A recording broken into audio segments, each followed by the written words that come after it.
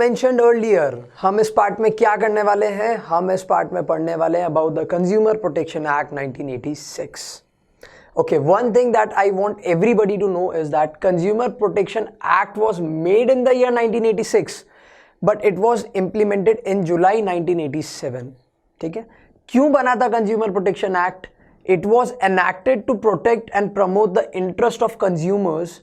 The scope of the act is very wide. ये दो अलग अलग लाइन है. पहला वाला तो मैंने बोला आपको आता होगा, that's why I didn't explain, कर देता हूँ. It was enacted to promote the interest of the consumers. That means to protect the consumers. Simple. The scope of the act is very wide. It applies to all undertakings irrespective of the size, nature and ownership. मतलब Consumer Protection Act हर business organization पे लगता है. Be it a किराने की दुकान और be it Reliance.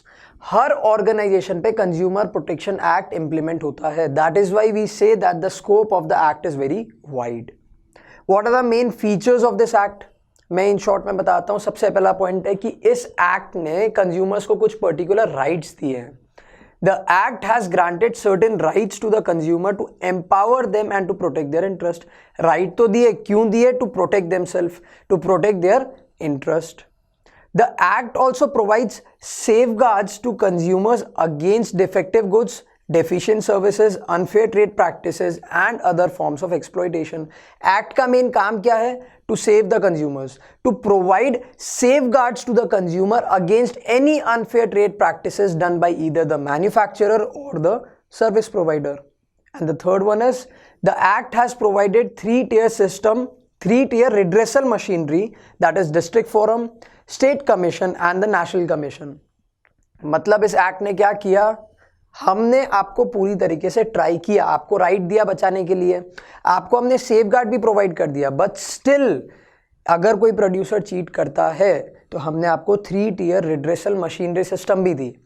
ठीक है? इसका काम क्या है? To provide quick and easy remedies to the consumers. Okay, about the district forum, state commission and the national commission, that we will come to it later.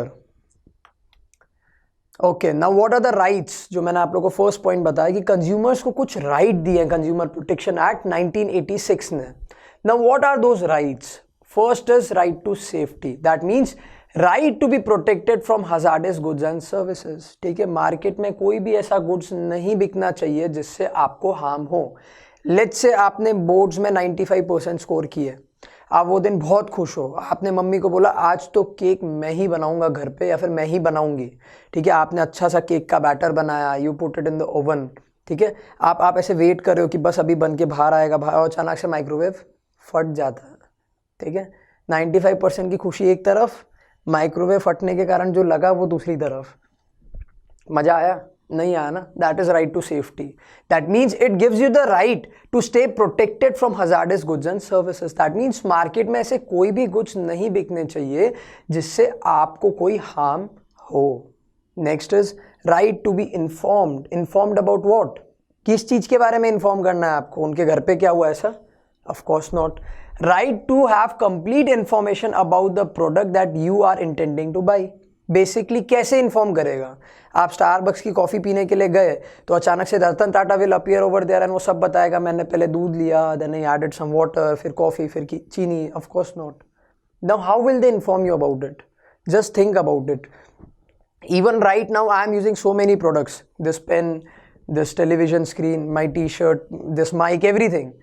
सो मेरे को हर चीज़ के बारे में इन्फॉर्म किया है. यस. कैसे किया? With the help of labels. ठीक है? User manuals, labels, packaging, everything.